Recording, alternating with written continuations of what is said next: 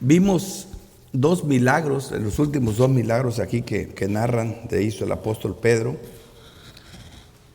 Vimos el del cojo que tenía 8 años, ¿verdad?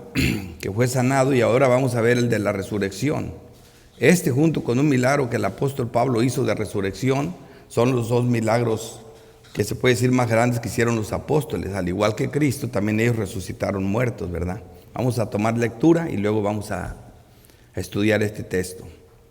Había entonces en Jope una discípula llamada Tabita, que traducido quiere decir Dorcas. Esta abundaba en buenas obras y en limosnas que hacía. Y aconteció que en aquellos días se enfermó y murió. Después de lavada la pusieron en una sala. Y como Lidia es una ciudad, Lidia estaba cerca de Jope, los discípulos oyendo pues que Pedro estaba allí, le enviaron 2 hombres a rogarle: no tardes en venir a nosotros. Y levantándose entonces Pedro fue con ellos, y cuando llegó le llevaron a la sala donde la rodearon todas las viudas, llorando y mostrando las túnicas y los vestidos que Dorcas hacía cuando estaba con ellas. Entonces, sacando a todos, Pedro se puso de rodillas y oró, y volviéndose al cuerpo dijo: Tabita, levántate. Y ella abrió los ojos, y al ver a Pedro se incorporó. Y él, dándole la mano, la levantó. Entonces, llamando a los santos y a las viudas, la presentó viva. Esto fue notorio en toda Jope, y muchos creyeron en el Señor. Y aconteció que se quedó muchos días en Jope, en casa de un cierto Simón curtidor. Ahí es donde después, en el capítulo 10, vamos a ver cómo mandan por él para traerlo, ahora con el caso de Cornelio, ¿verdad? Me llama la atención, como les dije, dice: esto fue notorio en toda Jope, en toda aquella región, en la ciudad, ¿verdad? Y muchos creyeron en el Señor. Y textos, sin un estudio cuidadoso de los milagros, principalmente el milagro más grande de resucitar un muerto, dice: ya ves que sí, son necesarios los milagros para que la gente crea. La gente cree cuando vio un milagro, porque muchos creyeron. Entonces, ya vimos nosotros un poco acerca de esto, pero hoy vamos a ver más, porque nos vamos a concentrar en el milagro de la resurrección, que es el milagro más grande que se hace tanto por Jesucristo, como en el caso de los milagros que narra Juan. Narra 7 milagros, y el más grande es el de la resurrección. Y más por el contexto, porque la gente siempre trae especulación. Todavía no se moría, estaba de una enfermedad, pero no estaba bien muerto. Por eso dejó que el cuerpo se descompusiera, para que no hubiera ninguna duda de que él realmente levantó un muerto. Así que eso es bien importante. Así que si Dios prometió darle vida a los muertos, por Cristo sin duda lo hará. Este milagro de resurrección es una prueba o señal de la doctrina de la resurrección de los muertos. Así que el milagro confirma la palabra y el mensajero, y se cumple lo dicho por Cristo Jesús en todas las Escrituras.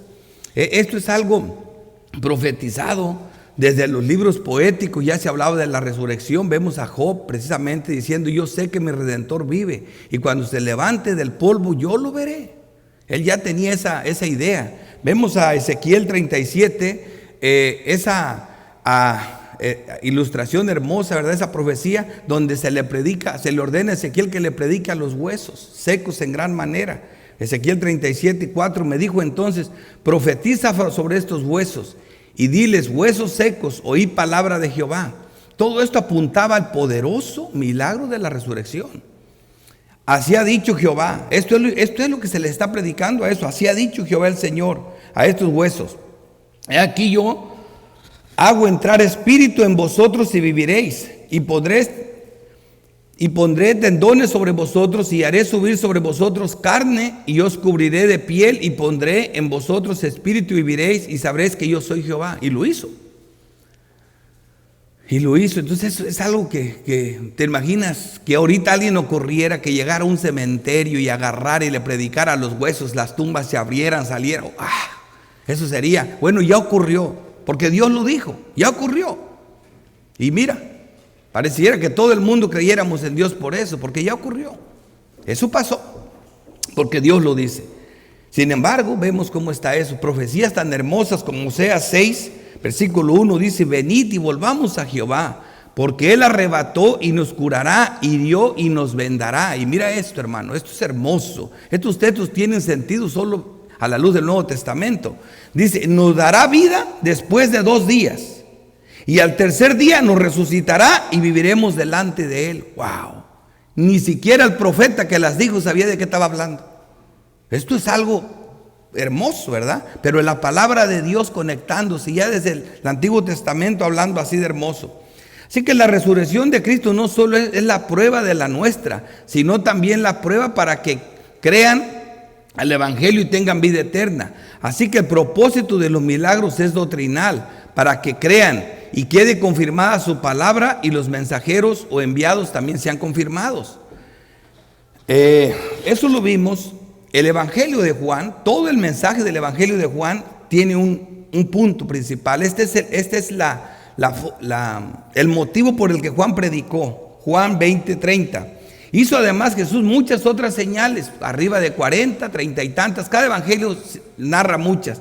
Dice Juan: en presencia de sus discípulos, las cuales no están escritas en este libro. Yo no las escribí. Él se limitó a 7, dice. Pero estas se han escrito para que crean que Jesús es el Cristo, el Hijo de Dios, y para que creyendo tengáis vida eterna. Él las que escribió, el propósito era para que creyeran. Y vimos que detrás de cada milagro que Juan presenta hay un mensaje. De cada milagro hay un mensaje, principalmente el de la resurrección en Juan 11, que es el grandísimo mensaje que tenemos ahí. Así que el Evangelio en poder certifica a los enviados para predicar y enseñar las Escrituras. Primera de Corintios 9:2 dice: si para vosotros no soy apóstol, para vosotros ciertamente lo soy, porque el sello de mi apostolado sois vosotros en el Señor. Ese es el sello del apostolado de cualquier ministro fiel que predica el Evangelio. Los resultados es que los muertos vivan. Y como les voy a explicar en lujo de detalles, es mucho más difícil levantar un muerto espiritual, hacerlo que viva, darle vida eterna, que levantar un muerto físico de la tumba y que viva.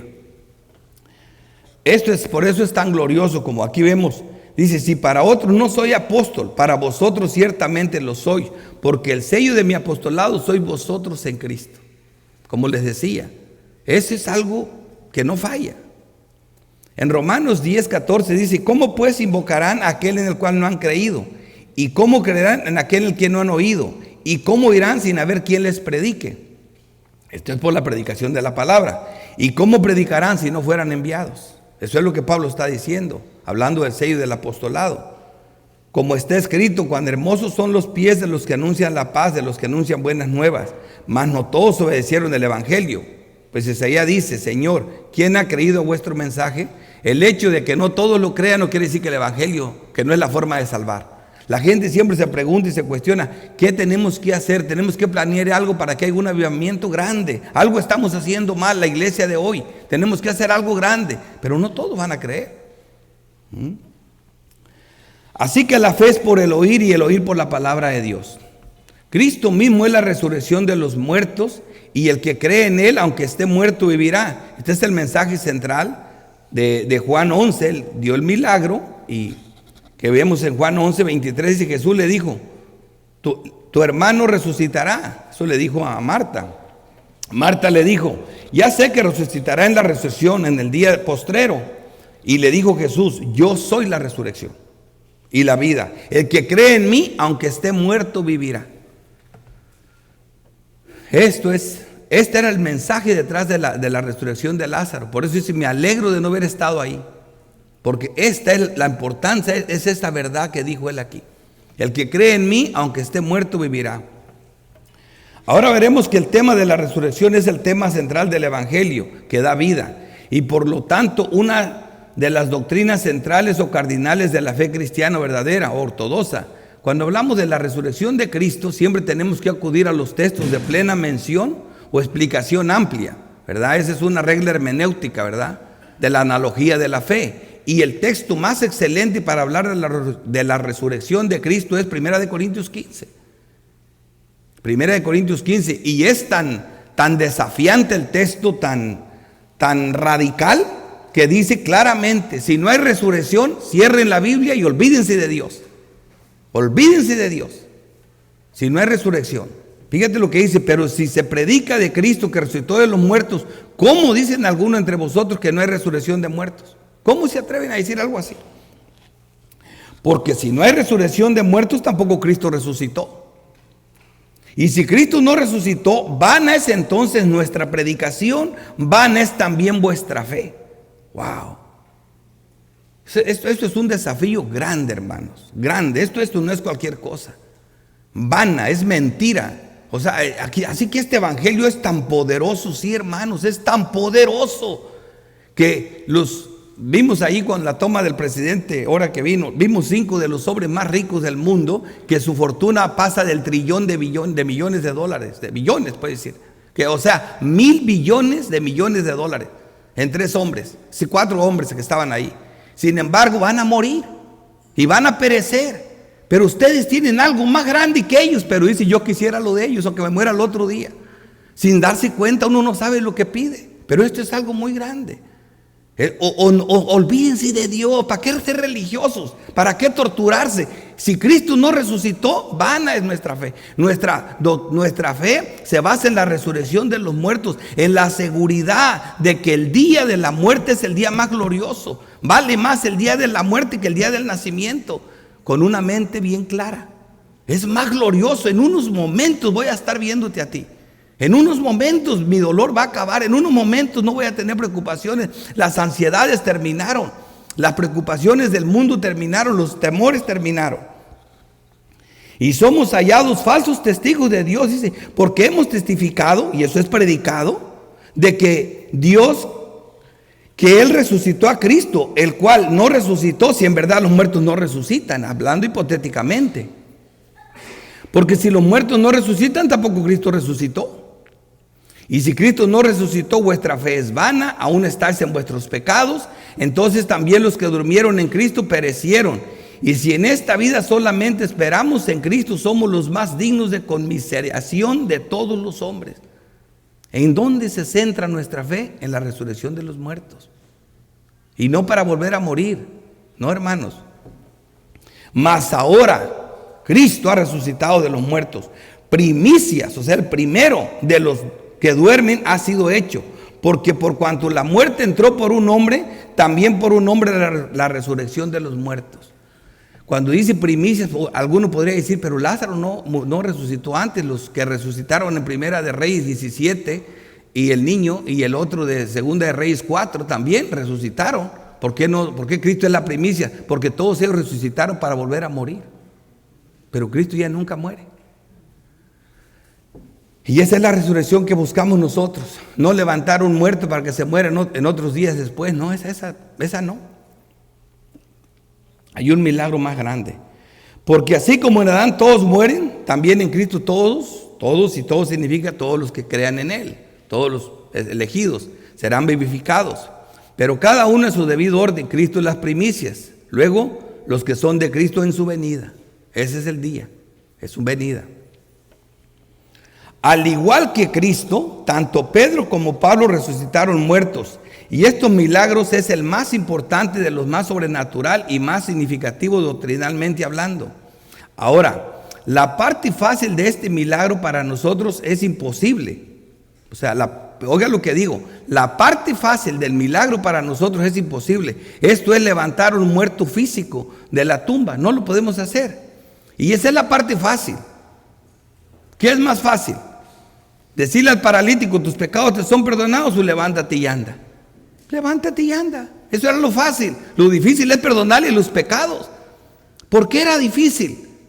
Porque para perdonarle los pecados tenía Cristo que morir en la cruz. Tenía Cristo que entregarle su justicia perfecta a ese paralítico y tomar su pecado y que lo despedazaran en la cruz, su Padre. Es la única manera. Porque Dios nunca condena a un inocente ni justifica a un impío, hermanos. Quítense esa mentira de la cabeza. Es que Dios ya te perdonó. ¿Por qué? ¿Por qué te perdonó? ¿Me entiendes? Hay que saber por qué. Dios te ama. Ya nomás quiere que tú le digas que sí. ¿Cuánta ignorancia doctrinal hay en esto? Ahora la parte fácil de este milagro, vuelvo a repetirlo, para nosotros es imposible. Esto es la levantar un muerto físico de la tumba. Y si alguien lo hiciera hoy, imagínense cómo lo harían de bien. Se convertiría en una estrella mundial. Le iría muy bien. Pero veamos ahora la parte difícil o imposible para un ser humano. Dar vida eterna a una persona, esto es la vida espiritual. Esta es la parte difícil. No obstante, esto es lo que hacemos cuando predicamos el evangelio de la salvación a los perdidos y son salvos. Hermanos, cuando una persona que le predicas el evangelio realmente viene al Señor y es salva, hiciste un milagro más grande que el que hizo Ezequiel viendo levantar los muertos. Hiciste un milagro más grande que el que hizo Jesucristo levantando a Lázaro de 4 días para que se muriera otra vez. Hiciste un milagro más grande que el que hizo Pedro levantando a esta mujer y Pablo levantando al jovencito, aquel dormilón. Más grande, porque esto no muere nunca. Pero ahora, de una forma ortodoxa y doctrinal, les voy a explicar esto, hermanos. Todavía no termino, apenas estoy empezando aquí. Mira, les voy a explicar rápido. Primero, me voy a ir, antes de hablar de la parte ortodoxa y doctrinal, les voy a dar unas ilustraciones de Primera de Reyes 17.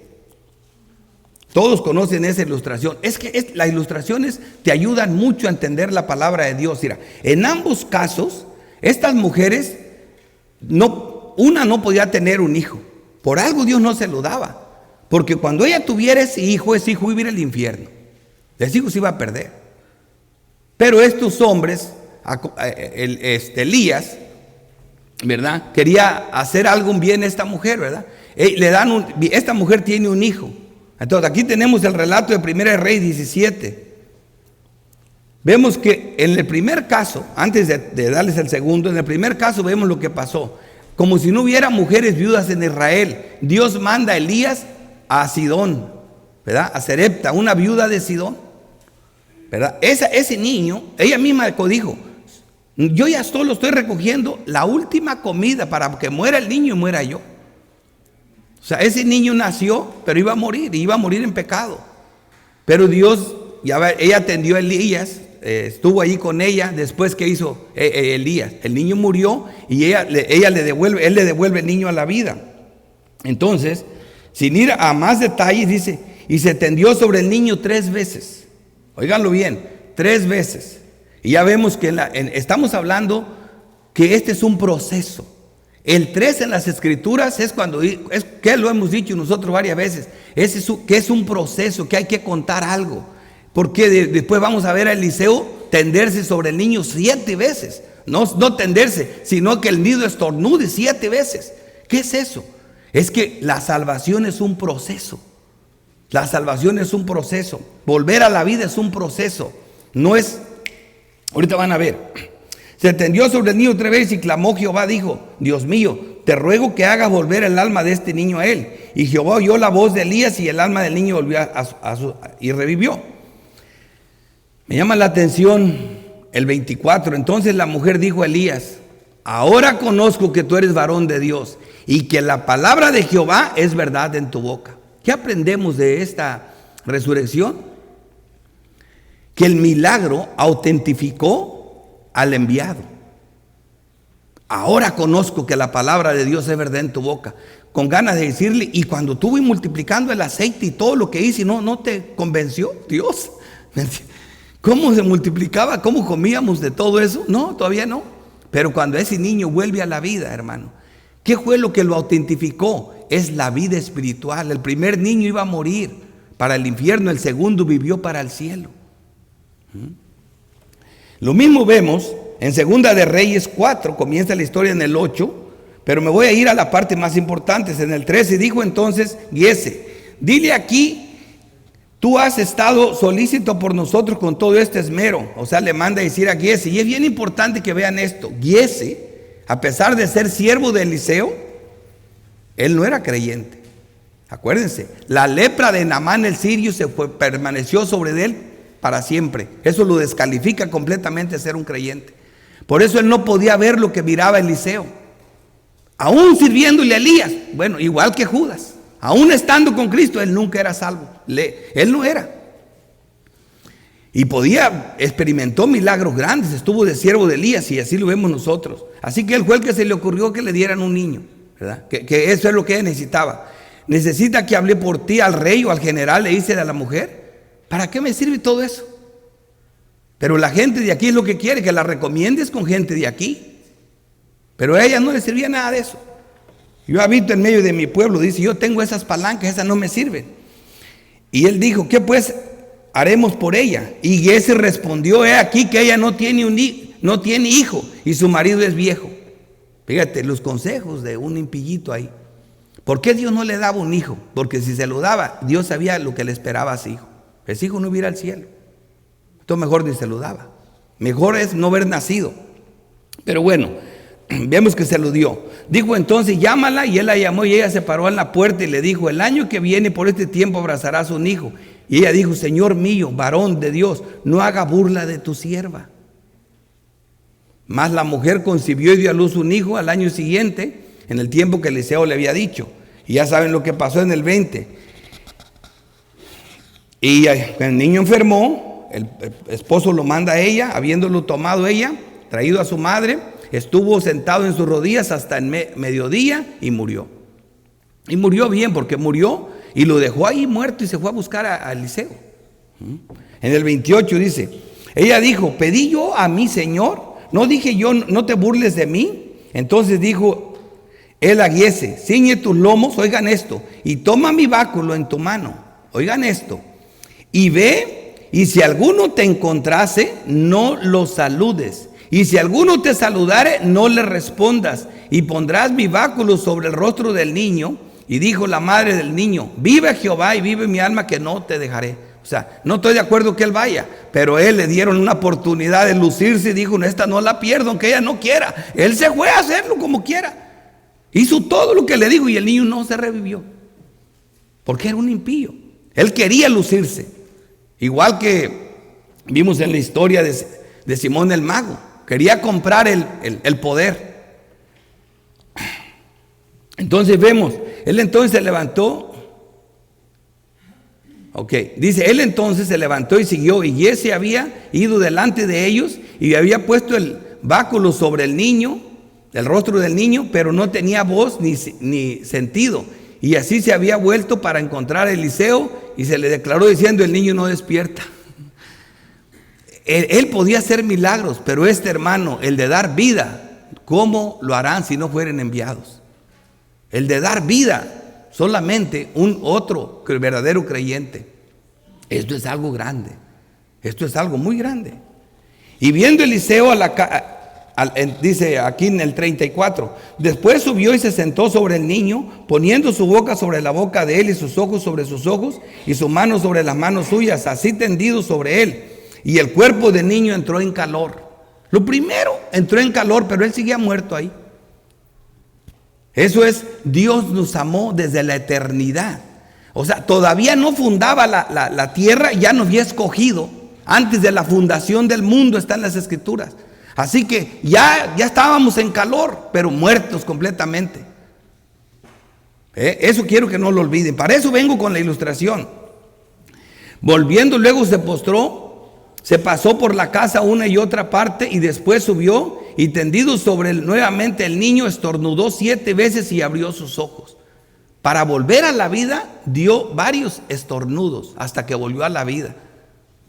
¿Tiene? Fíjense a dónde lo voy a llevar. Este es para ilustrar. Va a tomar sentido. ¿Cómo se cumple esto en Cristo? Yo prediqué un sermón y malo, no tenía la luz que ahora tengo, pero sí vi esta idea, aunque no la supe explicar bien. En Juan 3, yo le puse al sermón los 7 estornudos de Nicodemo. Pero ¿qué me faltaba? Me faltaba la ortodoxia, me faltaba la doctrina. No tenía conocimiento del ordo salutis. No me lo sabía como me lo sé ahora. No podía explicarlo, pero sí miraba que vino a Jesús de noche. O sea, vino a Jesús. Es necesario venir a Cristo, pero no era salvo.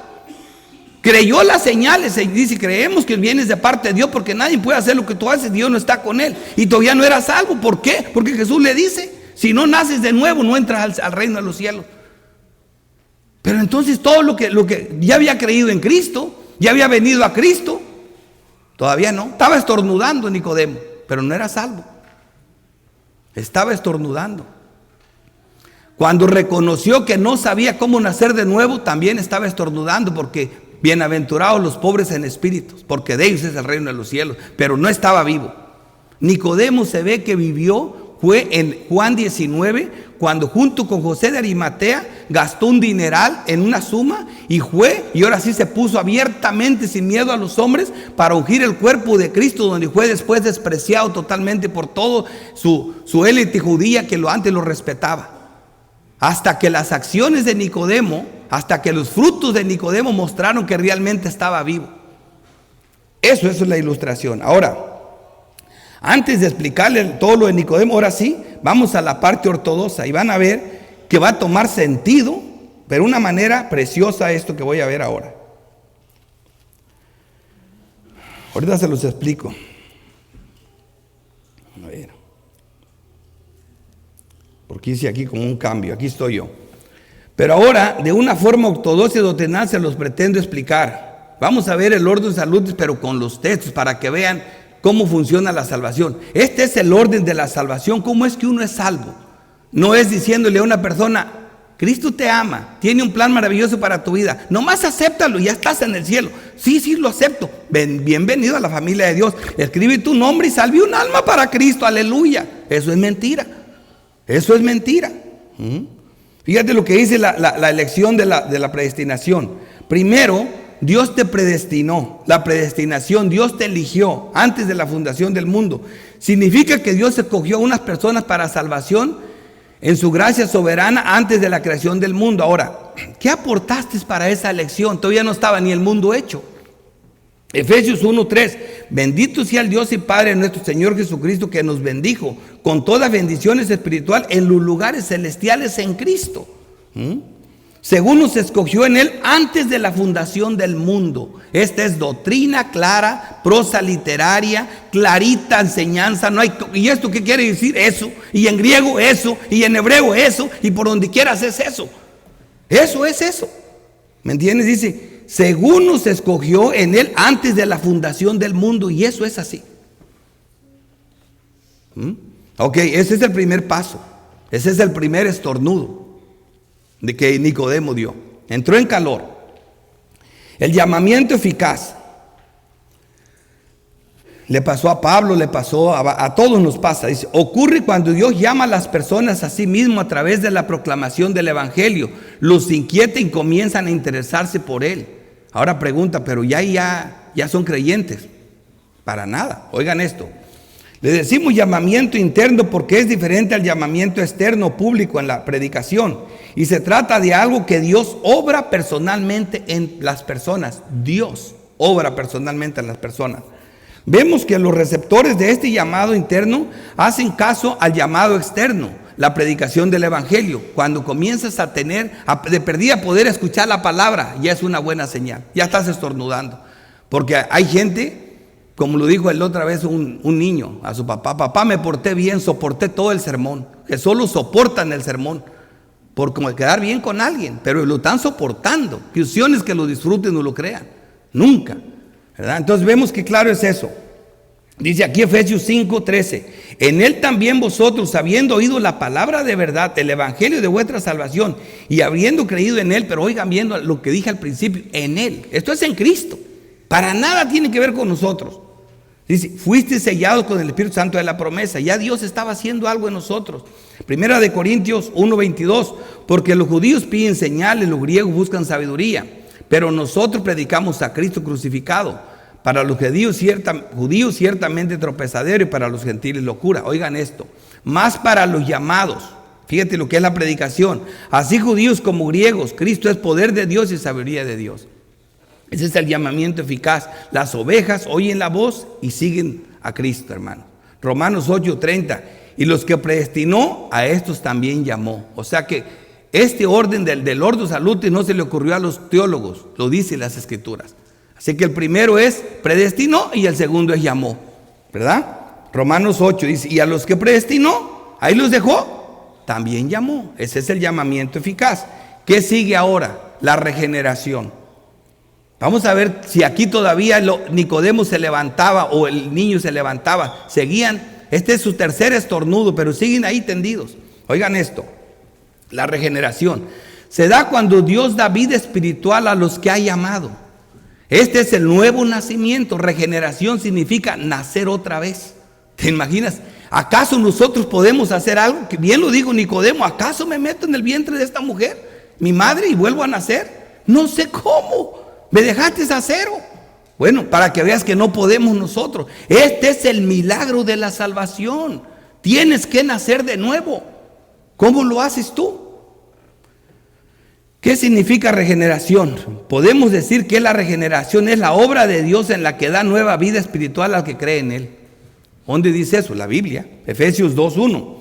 Y Él os dio vida a vosotros cuando estabas muertos en vuestros delitos y pecados. Esa vida la da Él. Y nosotros no aportamos más que pecado. En el versículo 4 dice de Efesios 2:4 dice, pero Dios, que es rico en su misericordia por su gran amor con que nos amó. Ya saben desde dónde, antes de la fundación del mundo. Aún estando nosotros muertos en pecado, nos dio vida juntamente con Cristo. Por gracia soy salvo. No has hecho nada todavía. Tú sigues muerto pero estornudando. Vienes a la vida. Y juntamente con Él nos resucitó y asimismo nos hizo sentar en los lugares celestiales con Cristo. Ahora, 2 Corintios 5:17. De modo que si alguno está en Cristo, nueva criatura es, nació de nuevo. Las cosas viejas pasaron, aquí todas son hechas nuevas. Esto es la salvación, disfrútala. Mira lo que Dios ha hecho por nosotros. Esto es la salvación. Y aquí ya resucité, pastor, todavía no. Vamos al cuarto, la conversión. ¿Qué ocurre ahí? No, ahí sí ya tengo algo que ver yo. Espérate, vamos a ver. Ocurre en el momento en que una persona responde voluntariamente al llamado del Evangelio a través del arrepentimiento y el pecado en la fe en Cristo. La conversión se da en el contexto de la salvación y forma parte de una serie de sucesos espirituales afectuados por Dios. La conversión consiste en volverse del pecado a Cristo. Dejar el pecado es arrepentimiento y volverse a Cristo en fe. Entonces la conversión es una forma abreviada para arrepentimiento y fe. Ahora, la pregunta es, ¿un hombre se puede arrepentir? No, el arrepentimiento lo da el Señor. ¿Un hombre puede tener fe? Sí, pero no la fe salvadora, porque ese es un regalo de Dios. Así que todavía ahí estás recibiendo vida, pero no has hecho nada. Oigan esto, Romanos 3:22. La justicia de Dios por medio de la fe en Jesucristo, para todos los que creen en Él, porque no hay diferencia. O sea, por medio de la fe en Jesucristo. Gálatas 2:16. Sabiendo que el hombre no es justificado por las obras de la ley, sino por la fe en Jesucristo. Nosotros también hemos creído en Jesucristo para ser justificados por la fe de Cristo y no por las obras de la ley. Por cuanto las obras de la ley, por las obras de la ley nadie será justificado. Efesios 2:8. Porque por gracia sois salvos por medio de la fe. Y esto no de vosotros, pues es un don de Dios. La vas a tener y esa fe te va a salvar, pero esa fe es divina, es de procedencia divina, es un regalo de Dios. Estás recibiendo vida espiritual. Porque somos hechura suya, criados en Cristo Jesús para buenas obras, las cuales Dios preparó de antemano para que anduviésemos en ellas. Hechos 11:18. Entonces, oídas estas cosas, callaron y glorificaron a Dios diciendo, de manera que también los gentiles ha dado Dios arrepentimiento para vida. El arrepentimiento para vida, ¿quién lo da? Dios. Dios. 2 Corintios 7:10 es el texto doctrinal por excelencia para hablar del arrepentimiento de vida, en contraste con el arrepentimiento de muerte. Dice 2 Corintios 7:10, porque la tristeza que es según Dios produce arrepentimiento para salvación. Es requerido para salvación. De que no hay que arrepentirse, pero la tristeza del mundo produce muerte. El arrepentimiento del mundo ese no vale de nada. Ok, ahora vamos con la justificación. Después de que Dios te da esas dos cosas, la fe y el arrepentimiento, ahora pasa algo hermosísimo, hermano, como quinto punto de la salvación. Ahora esa persona es justificada delante de Dios. La justificación es un acto legal instantáneo de Dios. En en que Él declara que nuestros pecados son perdonados y que la justicia de Cristo es nuestra. ¡Wow! ¡Qué palabras! ¡Qué enseñanza! ¿Qué significa pues que la justificación es una declaración legal de parte de Dios de que somos justos ante Él? Es un acto puntual en el cual el Creador del mundo, en su capacidad de juez, declara que somos aceptables y dignos de estar en su presencia. No es fácil entender porque esto sería un motivo de esperanza y gozo, incluso en medio de tribulaciones. Romanos 4:25, el cual fue entregado por nuestras transgresiones y resucitado para nuestra justificación. ¿Ves qué relación tiene la resurrección con la justificación? Sin una no hay la otra.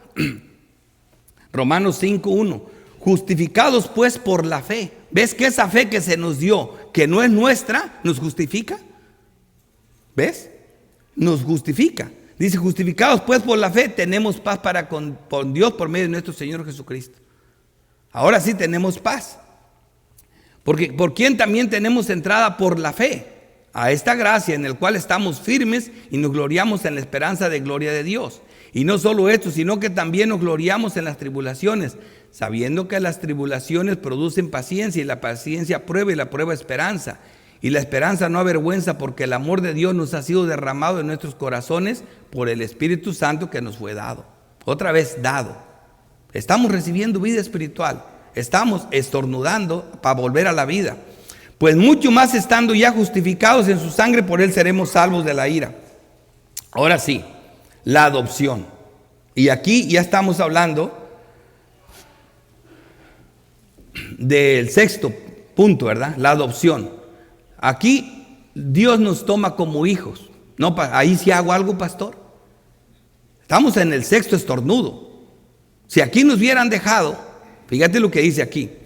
La adopción es un acto de Dios en el que nos hace miembros de su familia y nos da la bendición de ser miembros de ella. Nos hace miembros de su familia y nos da la bendición de ser miembros de ella. Mira lo que dice Juan 1:11. A los suyos vino y los suyos no lo recibieron. Mas a todos los que lo recibieron, a los que creen en su nombre, oigan esto, hermanos, les dio potestad de ser hechos hijos de Dios. O sea, el ser hechos hijos de Dios se nos dio. Es Él el que nos adopta a su familia. Les dio potestad de ser hechos hijos de Dios. Pastor, aquí, ya ves, por eso hay que recibir a Cristo. Los que lo recibieron les dio potestad de ser hechos hijos de Dios. Vas a ver qué tiene que ver tú aquí. Oigan esto. Los cuales no son engendrados de sangre. Si tú tienes sangre en las venas, tú estás incluido. Ni de voluntad de carne, ni de voluntad de varón, sino de Dios. Si eres hombre, no tienes que ver nada en esto. Nada. Dios te adoptó a su familia y te hizo hijo sin que tú hicieras nada. Tú solo diste un estornudo de vida. Efesios 1:5. En amor, habiéndonos predestinado para ser adoptados hijos suyos. ¿Ves el orden de la salvación? La predestinación, ¿a dónde te lleva? A ser hijo de Él. ¿Ves, hermano? Esta es la salvación tan grande. Este es el milagro de la salvación. Esto es muy grande. Para ser adoptados por medio de Jesucristo según el puro afecto de su voluntad. Aunque no te guste. Pero es mejor que te guste. Porque lo de Dios es bueno. Y lo del hombre está corrompido. Romanos 8:14. Porque todos los que son guiados por el Espíritu de Dios, estos son hijos de Dios. Pues no habéis recibido el espíritu de esclavitud para estar otra vez en temor, sino que habéis recibido el espíritu de adopción. Lo recibiste, por el cual aclamamos Abba Padre. Sí, el hombre interior ahora se conecta con Dios. Él lo hizo Dios. El Espíritu mismo da testimonio a nuestro espíritu de que somos hijos. Dios mismo testifica de lo que hizo en nosotros, hermano. Esto es lo más glorioso. Este es el último paso para poder dar vida. Por eso son 7 estornudos. Gálatas 3:29. Pues todos sos hijos de Dios por la fe en Cristo Jesús. ¿Verdad? Por lo que te hace ser hijo de Dios es la fe. Ya vimos que era un paso anterior a este. Gálatas 4:6. Por cuanto sois hijo, Dios envió a vuestros corazones el espíritu de su Hijo, por el cual aclamamos Abba Padre. Eso es por cuanto sois hijo. ¿Y quién te hizo hijo? Dios. Así que ya no eres esclavo, sino hijo, y también heredero de Dios por medio de Cristo Jesús. Ahora, aquí el hombre vuelve a la vida. Este es el séptimo. Nicodemo vuelve a la vida. Esta es la santificación. ¿Qué hace Dios? ¿Qué dice Dios que hace con sus hijos? Al que toma por hijo, lo disciplina. ¿Eso qué es? Esa es la santificación progresiva, ¿verdad? La santificación se da en 3 etapas. La posicional, que esa te garantiza que es un sello que vas al cielo. La progresiva, que esa es más si por el Espíritu hace morir las obras de la carne, vas a vivir. Y la final, que es la glorificación, que es el último paso del orden de salud, es la glorificación. Así que ya en esta, ya se ve que estás vivo. ¿Por qué? Porque el verdadero creyente, en colaboración con el Espíritu Santo, hace la voluntad de Dios, hermano. Por eso estás aquí, por eso escuchas la palabra, por eso vas a estar siempre, a permanecer siempre haciendo esto. Mira esto. Estamos viendo la santificación. Se refiere a que Dios nos separa del pecado. Santificación posesional. También el proceso en el que nos hace más Cristo, santificado progresiva. La justificación se refiere a nuestra justicia declarada ante Dios, la cual es posible gracias a la muerte y a la resurrección de Cristo por nosotros. La santificación se refiere al proceso mediante el cual nuestra justicia crece gradualmente, el cual es posible y gracias a la obra del Espíritu en nosotros. En todo esto Dios se lleva la gloria, pero aquí ya lo hacemos nosotros con Dios. Aquí ya tenemos que estar de pie. La justificación es el acto de Dios mediante el cual Él nos declara justos o perfectos solo por la fe, mediante la cual hemos sido unidos a Jesucristo, quien es perfecto y justo. Así que la justificación es una posición legal ante Dios debido a una unión espiritual con Jesús, solo por medio de la fe. No podemos ganarte no puedes ganarte esta posición ante Dios. Hebreos 10:14, porque con una sola ofrenda hizo perfectos para siempre a los santificados. También Él se lleva la gloria, sí, pero en la santificación progresiva colaboramos con el Espíritu Santo. Primera de Corintios 1:30, más por Él estáis vosotros en Cristo Jesús, el cual nos ha sido hecho por Dios sabiduría y justificación. Es Cristo también. La santificación es solo para los hijos. Hebreos 12:4, porque aún no habéis resistido hasta la sangre, combatiendo contra el pecado.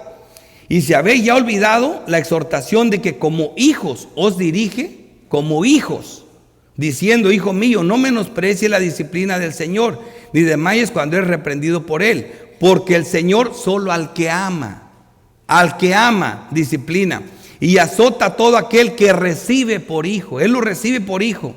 Y soportar la disciplina, Dios os trata como hijos. Porque ¿qué hijo es aquel que el padre no disciplina? Pero si os deja sin disciplina, de la cual todos han sido participantes en todo tiempo, todos los creyentes, entonces sois bastardos y no hijos. ¿Ves? Primera de Pedro 1:2, elegidos según la presencia de Dios Padre en santificación del Espíritu, para obedecer y ser rociados con la sangre de Jesucristo. Eso lo hacemos ya en colaboración con Cristo, hermano. Hasta aquí vemos nosotros todo lo que Dios hizo en el proceso de la salvación para salvarnos a nosotros. Es algo muy glorioso, como lo ven. ¿Ven todo esto? Hasta aquí estamos colaborando con el Espíritu Santo, pero ven todo el proceso, ven toda la hermosura que hizo Dios, ves qué conexión tiene con la resurrección y la muerte de Cristo, con la doctrina de la expiación. Y no termino porque quiero dar tiempo para que haya pero hay otra parte que quería ver, pero la voy a dejar después. Así que ya pueden comenzar a opinar.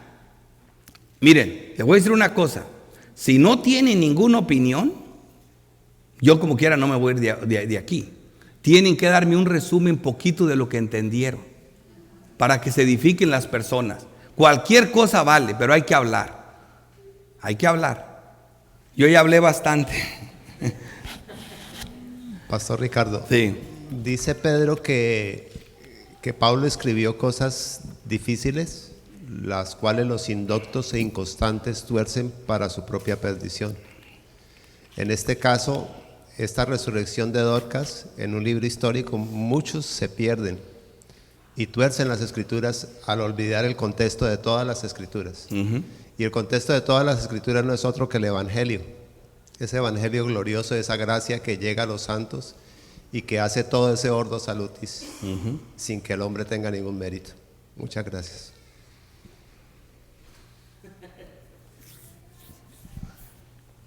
Bueno, no levanté la mano, pero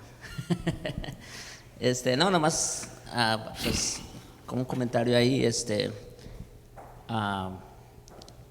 bueno, estuvo muy bueno el resumen que nos diste sobre el Ordo Salutis, y creo que es importante que todos de alguna manera lo tengamos siempre presente, porque ahí es donde se pierden muchos, ¿ve? Cuando hablamos en términos de salvación, si no tomamos en cuenta el orden establecido por Dios, bueno, ahí es cuando entra el evangelio de las obras principalmente.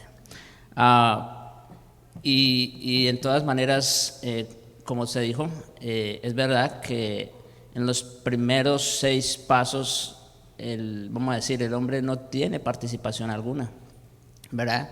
Aunque vamos a decir, en el tercer paso, que es la regeneración, ya el Espíritu Santo infunde vida, pero aún así es como cuando nace un bebé. El bebé ya está, pero él todavía no puede hacer nada, ¿ve? Por sí, depende 100% de su madre. O sea, si tú dejas al bebé ahí, aunque vamos a decir, aunque ya tenga vida, él se va a morir porque necesita 100% de su madre. Entonces, lo mismo ocurre con el creyente. El creyente nace de nuevo en ese paso, en ese tercer paso, pero todavía depende al 100% de lo que Dios haga por él.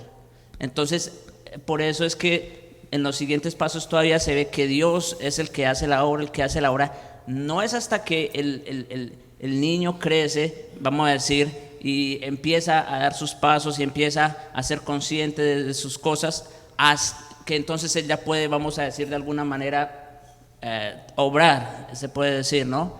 Hacer cosas voluntarias. Entonces lo mismo ocurre con el creyente. El creyente no sabe cuándo nace de nuevo. Como dijo el Señor a Nicodemo, el viento sopla de donde quiere y oye su sonido, mas ni sabes de dónde viene ni para dónde va. Así es todo el que nace de nuevo y el que cree. Eso nadie lo puede saber. Cuando alguien dice, no, yo recuerdo tal día, tal hora, eso es mentira, porque uno no sabe cuándo nace de nuevo. De hecho, en el momento que tú te arrepientes, dicho sea de paso, y tomando en cuenta otra vez que el arrepentimiento es un don de Dios, pero en el momento que una persona se arrepiente, eso ya es fruto o resultado de todo lo otro que Dios ya ha hecho por ti. Sí. Así que tú no naciste de nuevo cuando en algún momento oraste y confesaste tu pecado. No, eso no fue el nuevo nacimiento. El nuevo nacimiento ocurrió mucho antes de eso. Entonces, ya luego es que viene a evidenciarse, vienen entonces los frutos de todos esos pasos, de toda esa obra que Dios ya ha hecho previamente. Sí. Mira, es bueno que toque ese punto, pero digo que participen para que me acuerden de cosas. Por ejemplo, tenemos el caso de 2. En el llamamiento eficaz del apóstol Pablo, cuando llegó, todos dijeron, bueno, ahí a Pablo tuvo un encuentro con Cristo y Pablo nació de nuevo, ¿sí? Ahí quedó, como dijo Javier ahorita, si ahí lo dejan, ni siquiera veía nada. ¿Sí me entiende? Ahora, él ya sabía que Cristo tuvo su encuentro, ya hubo un llamado eficaz. Hubo una gracia irresistible, él no podía resistir eso. Pablo reconoce que fue escogido desde el vientre de su madre, ¿verdad? Sin embargo, fue veloz, fue radical. Ahora, los pasos que siguieron, ¿qué vino? Tuvo que venir un hombre a predicarle el evangelio, ¿verdad? Vino Ananías y le dijo el mensaje que venía de parte de Dios. Oró por él, le puso las manos, se le quitaron las escamas y pudo ver. ¿Me entiendes? Fue iluminado. Después de todo, Pablo todavía no estaba listo. Pasó 3 años en el mismo cielo, ¿verdad? Siendo instruido por lo mismo que recibieron los apóstoles, lo recibió él. Toda esa enseñanza, o sea, fue un proceso. Ahora, ese fue uno de los más rápidos que vemos en la Escritura. Pero ¿qué tal el de Timoteo?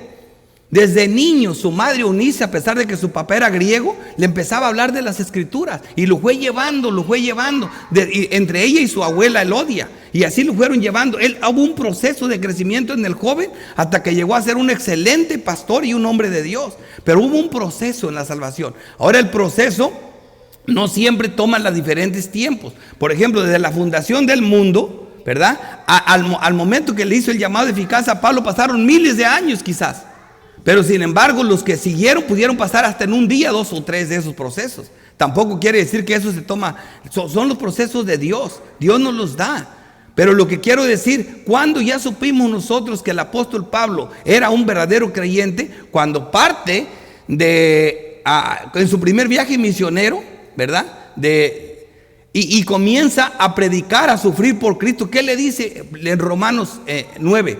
Yo le mostraré, le dice a Ananías, yo le mostraré a ese Pablito lo mucho que tiene que sufrir por mi nombre. ¿Me entiende? O sea, hubo mucho proceso en la vida de Pablo después. Y Pablo sufrió por Cristo, las penalidades de Cristo, conoció todo. O sea, que eso es lo que somos. Pero ¿quién no sabía que Pablo era creyente? Todo fue manifestado en su vida, ¿verdad? Entonces, eso es lo que es la salvación. ¿Sí, mi hermano? Sí, buenos días. Para enfatizar que esta salvación y este arrepentimiento solo viene de parte de Dios y que nosotros no producimos esto. En la carta de Timoteo, que Pablo le escribe, en la segunda carta a Timoteo, en 2:23 está escrito así, porque una recomendación para aquellos que tratan de explicar el evangelio a aquellas personas que no lo conocen. Dice, porque el siervo del Señor no debe ser contencioso, sino amable para todos, apto para enseñar, sufrido, dice, que con mansedumbre corrija a los que se oponen, eso sí, a los que no creen en Dios. Por si quizás Dios le conceda que se arrepientan para conocer la verdad y escapen del lazo del diablo, el que están cautivos de la voluntad de él. Así que hay una vez más, hay un énfasis que ese arrepentimiento, ¿ves? Sí. Solamente viene de Dios. Viene de Dios. Y también la persona que predica debe ser enviada. Tiene que tener ese carácter que describe el texto, ¿verdad? Hacerlo con mansedumbre, con sencillez de corazón, entendiendo la posición de los demás, con cuidado de no aventar perlas a los cerdos, con mucho cuidado de esperar que Dios te abra la puerta para soltar estos tesoros y estas perlas del evangelio a una persona. Por eso Pablo, siendo un teólogo de los más grandes que había, él decía, oren por mí para que Dios me abra puertas. Las puertas se abren. Él vio una puerta abierta cuando en Corintios todos estaban hablando de los dioses, ¿verdad? Y él miró que había un letrero que decía, al Dios desconocido. Dice, aquí se me abrió una puerta. De este Dios desconocido les voy a hablar yo. Y con eso ganó la atención de los corintios, ¿verdad? Entonces es importante siempre usar ese método. ¿Algún otro, hermanos? Allá el hermano. Sí, di. Cristianismo contemporáneo, que coloca siempre la bandera del libre albedrío en primer lugar. Ellos dicen que todo aquel que cree en Jesucristo es salvo. Entonces tienen personas que han creído y colocan posterior la regeneración. Y es totalmente inconsistente con las Escrituras. ¿Cómo es posible que una persona ya creyó y no ha sido regenerado? O sea, no es tiene que sentido. Parten de una verdad. Por eso te digo, las sectas no dicen puras mentiras si no nadie les creyera. Siempre parten de una verdad. ¿Qué tengo que hacer para ir al cielo? Creer en Jesucristo. Eso es verdad, ¿verdad? Creer en Jesucristo. Pero también todo lo que yo dije ahorita de la salvación es verdad. Así que júntalos. Sí, mi hermano. Sí, no, un comentario. Por eso es que el hombre común no puede entender esto, porque para ellos el hacer algo para ganar la salvación, tienen que hacer algo para ganarla, y no entienden que no tienen que hacer nada. Y es por eso que dicen, hay muchas religiones. Pues solamente hay dos religiones. Hay una religión que es por gracia y la otra es por obras. Es solamente así.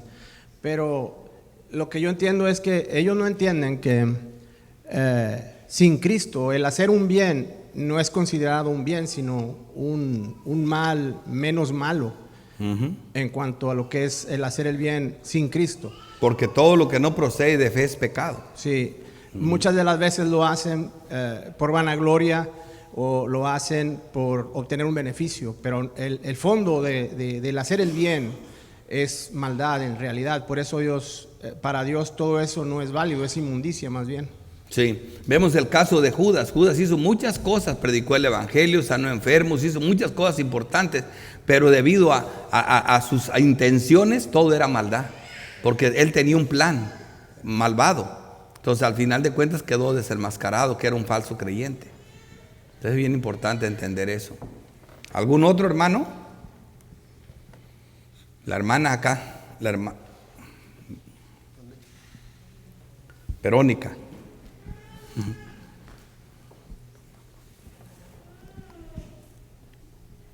Gracias. Yo lo que veo en la doctrina de la salvación que dice que ningún ser humano sin la gracia salvadora de Dios puede obedecer a Dios. Dice que obedecemos como resultado de recibir la gracia salvadora. Sí. Y también como en Sara y Abraham, cuando Dios les dio un hijo, vemos como Dios abre el vientre de Sara y le da tanto como la fortaleza y la habilidad para que ellos puedan criar a ese niño en su edad de ellos, como ahí, como dice, como usted, como nos capacita. Sí. Sí, vemos en el caso, cuando vemos a Nicodemo en su proceso de salvación, lo vemos como fue paso por paso, ¿verdad? Y su última prueba, la Biblia dice que muchos de los fariseos y de los maestros de la ley creían en Jesús, pero no lo confesaban por medio a las autoridades, a los grandes de las autoridades. Dice, porque temían más a los hombres que a Dios. Dice, porque buscaban la gloria de los hombres antes que la de Dios. Así que, por eso Nicodemo, aunque vino de noche, ¿por qué vino de noche? Porque de día le daba miedo, había evidencia de que era, entonces, sí venía, ya estaba haciendo algo, pero no era salvo. Vino de noche y dice, creemos que tú vienes de Dios. También creía esas cosas en los milagros, pero todavía no lo comenzaba. Ahora, ¿qué evidenció que Nicodemo realmente era un verdadero creyente? Lo que dijo el Señor Jesucristo, por sus frutos los conocerás.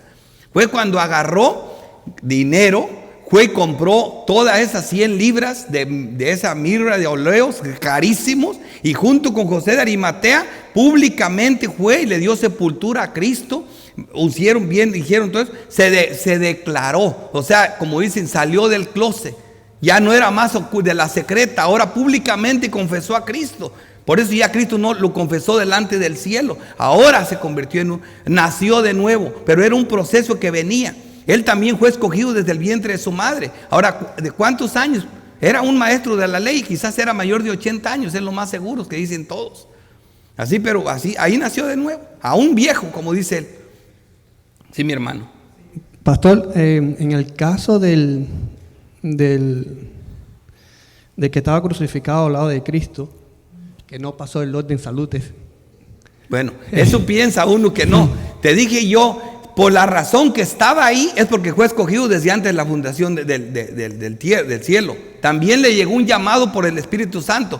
Minutos antes estaban los dos blasfemando a Cristo. De pronto él ya no blasfemó. Él le dijo al otro, cállate, porque nosotros nos merecemos. Reconoció su bancarrota espiritual como Nicodemo. Nos merecemos lo que nos está pasando. Pero este justo nada ha hecho. Miró y tuvo fe para ver a Cristo. Como dice Cristo, mirar a mí todos los términos de la tierra. Miró a Cristo, el Salvador del mundo. Miró al que se iba a morir junto con él, que lo podía salvar. Y le dice, acuérdate de mí cuando eres en tu reino. Y Jesús le dice, hoy mismo estarás conmigo en el paraíso. El proceso puede ser, como te digo, instantáneo. El nuevo nacimiento se da en un segundo. Dice, es como el viento. No sabes, simplemente llega, ¿verdad? Y luego se vio, ¿por qué? Porque obró. La prueba más grande es que si no hubiera abierto la boca y dice lo que dijo, no supiéramos nada. Pero gracias a Dios, al Espíritu Santo que nos da la palabra y al que escribió eso, porque ahí estaba Juan, que tenemos esa hermosa lectura y sabemos que ese hombre se salvó antes de morir. Pero dio evidencia.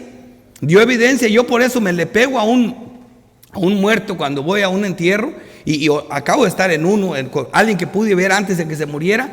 Y yo dije, si veo algo que me diga eso. Pero no, otros se mueren de drogadictos, de diferentes cosas. Y voy al entierro, pero todos van al cielo. La doctrina que sea. Ellos dicen que la salvación se pierde, pero cuando está el muerto nadie se atreve a decir, este murió borracho, murió asesinado, o murió de drogadicto, murió... Ese es un pecador, ya este hermano ya está en el infierno. Nadie dice eso. Todos van para el cielo. La religión que me ponga, se ha ido a muchos velorios y todo lo que veo lo están echando para el cielo. Por eso que yo me pare a decirle eso, yo no lo voy a hacer nunca. Ni porque sea un familiar de ustedes que me digan, vaya pastor, y ya, no. Si yo los conozco que son santos, voy a ir a decir eso. Aunque me puedo equivocar todavía, pero de perdida sé que son creyentes. Pero decirle a un impío que va a ir al cielo, no lo voy a hacer. Vamos a orar porque ya se me pasó el tiempo. Padre bendito, Dios todopoderoso, creador del cielo y de la tierra.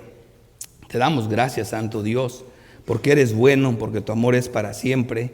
Gracias porque nos hablas, Señor, y porque nos tienes paciencia.